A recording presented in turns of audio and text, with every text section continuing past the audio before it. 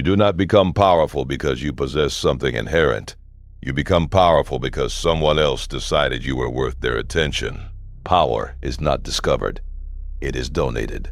It is installed through belief, sustained through perception, and withdrawn the moment that perception shifts. What you call authority is simply the accumulation of value that others have placed on you. And value, in its truest form, is never about you at all. People move through the world, projecting meaning onto surfaces. They look at another person and decide that person matters. They decide that person is dangerous, admirable, necessary, untouchable. This decision is not rational. It does not emerge from evidence or earned merit. It emerges from need, from fear, from longing, from the unconscious desire to organize chaos into hierarchy. The human mind cannot tolerate a world without structure, so it builds structure out of imagination. It assigns importance where there is only presence. It creates gods out of strangers. This is the mechanism. You meet someone. You decide they are valuable. You begin to treat them as though they possess something you lack. Maybe it is confidence. Maybe it is certainty. Maybe it is simply the appearance of not needing you. And in that moment, you transfer a piece of your internal economy into their hands. You give them psychological currency. You make them real in a way they were not real before. You inflate them with the weight of your belief, and they feel it. They absorb it. They begin to carry themselves differently because you have told them without words that they matter. This is not reciprocal. It is almost never reciprocal. The person who projects value rarely receives value in return. They receive access. They receive proximity. They receive the small, addictive comfort of being near someone they have elevated. But they do not receive equality. Because the entire transaction is built on the idea that equality does not exist. The projection itself creates the imbalance. You cannot raise someone above you and stand beside them at the same time. The moment you decide someone is more important than you have positioned yourself beneath them, and they will accept that position because it feels natural, because it aligns with the image you have built for them. The person receiving this value does not question it. They do not ask why you see them this way. They do not wonder if they deserve it. They simply begin to live inside the identity you have constructed. They begin to expect the deference you provide. They start to move through the world as though everyone sees them the way you see them.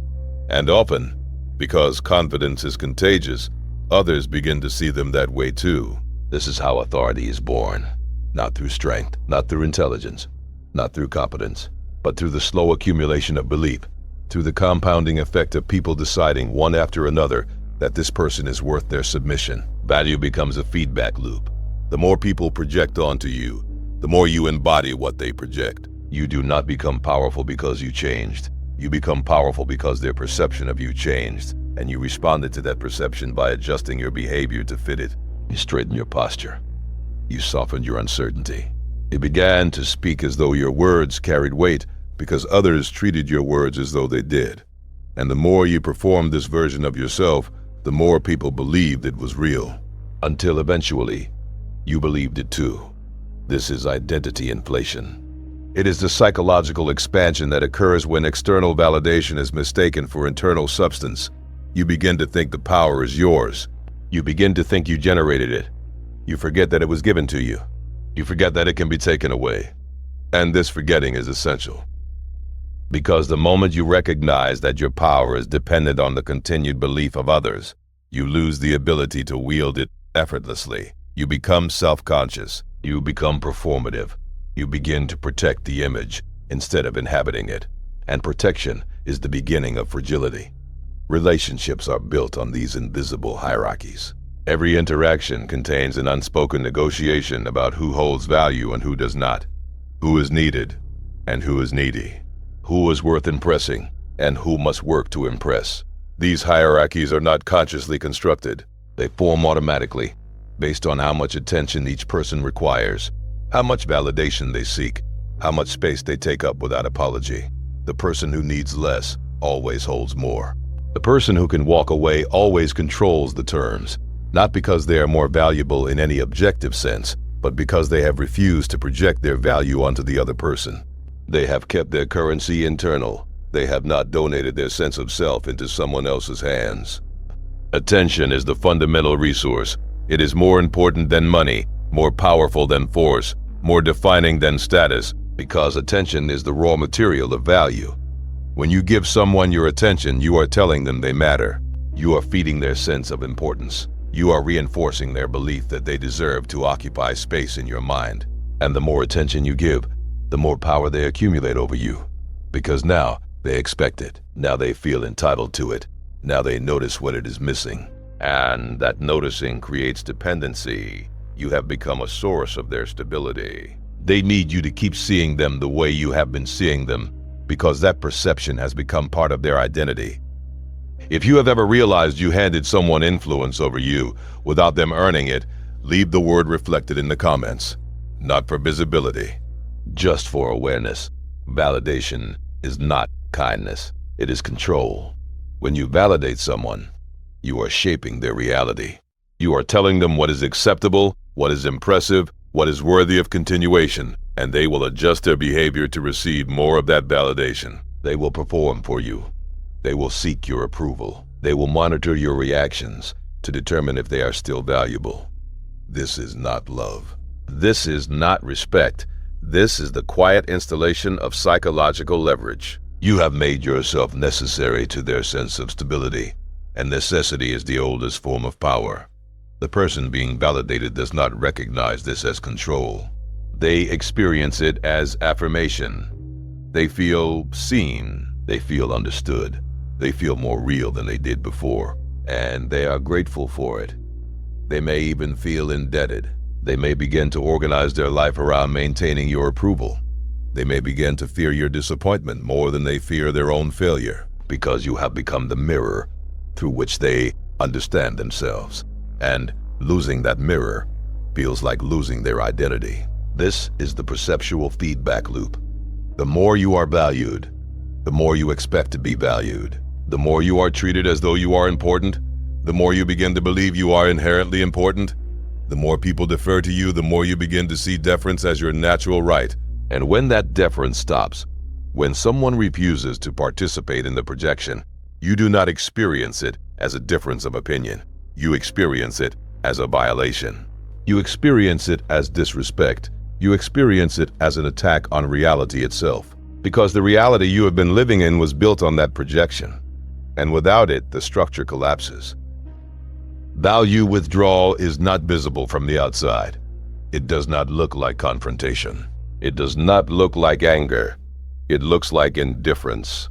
It looks like someone who used to watch you closely, now looking past you. It looks like someone who used to ask for your input, now making decisions without consulting you. It looks like someone who used to laugh at your jokes, now responding with silence. And that silence is unbearable, because silence is the removal of the resource you have been depending on. Silence is the withdrawal of attention. And without attention, you begin to disappear. The person who withdraws value does not need to explain themselves. They do not need to justify their distance. They simply stop feeding the loop. They stop participating in the projection. They stop treating you as though you are more important than you are. And you feel it immediately. You feel it as confusion. You feel it as destabilization. You feel it as the slow, creeping suspicion that something has changed. But you cannot name what it is, because what has changed is not visible. What has changed is the amount of psychological investment they are willing to make in you. And that investment was the foundation of your power over them. This is where identity collapses. Not in public, not in conflict, but in private. In the quiet moments where you realize that the person who used to see you as essential now sees you as optional. And optional is the most devastating category a human being can occupy. Because optional means replaceable. Optional means forgettable. Optional means that the value you thought you possessed was never yours to begin with. It was theirs, and they have taken it back. Machiavelli understood this. He understood that power is not held through force. It is held through belief. A ruler is only powerful as long as people believe he is powerful. A leader is only followed as long as people believe he is worth following. And belief is sustained not through constant demonstration, but through careful management of perception. You do not prove your power by using it. You prove your power by making people afraid to test it. You maintain authority not by being present, but by controlling how you are seen when you are absent. Distance becomes a tool. Restraint becomes a strategy. Silence becomes a weapon, because the less available you are, the more people project onto you. The less you reveal, the more they imagine. And imagination is always more powerful than reality. This is why dictators obsess over image, why celebrities curate their presence, why the powerful avoid overexposure. Because familiarity breeds contempt, but mystery breeds reverence. When people do not have access to you, they fill the void with fantasy. They decide you are more intelligent, more strategic, more dangerous than you actually are. They give you credit for foresight you do not possess. They attribute intention to accidents. They see patterns in randomness. And all of that projection becomes real power because they begin to behave as though it is true. They begin to move cautiously around you. They begin to second-guess themselves in your presence. They begin to treat you as though you are always 3 steps ahead, even when you are simply standing still. But this only works if you are scarce, if you are always available, always accessible, always willing to explain yourself. You lose the ability to be projected upon. You become too real, too human, too flawed, and people stop investing their imagination in you. They stop inflating you with their belief. They stop treating you as though you possess something they do not. And without that treatment, you lose the identity that treatment created. You return to being ordinary. And ordinary does not hold power. The person who reclaims their attention reclaims their power, not by confronting you, not by challenging you, but by simply withdrawing the resource that was sustaining your importance. They stop checking for your approval. They stop monitoring your reactions. They stop organizing their decisions around your preferences. And in doing so, they collapse the structure that was holding you above them. Because that structure was never built by you. It was built by them, and they can dismantle it just as easily as they constructed it. This is internal reclamation. It is the quiet decision to stop feeding someone else's power, to stop treating them as though they are necessary, to stop mistaking their presence for your stability. It does not require confrontation. It does not require explanation. It requires only the withdrawal of attention, the removal of investment, the redirection of focus. And the moment that focus shifts, the person who was once powerful in your mind becomes irrelevant. Not because they changed, but because you stopped believing they mattered. This is the collapse. It is not dramatic. It is not visible. It happens in the absence of reaction, in the lack of pursuit, in the refusal to engage. The person who was once central becomes peripheral. The person who was once important becomes forgettable. The person who was once powerful becomes invisible. And invisibility is the final stage of defeat, because it is not opposition. It is not resistance. It is simply the absence of recognition. And without recognition, power cannot exist. Power only exists where value is fed. It only survives where attention is given.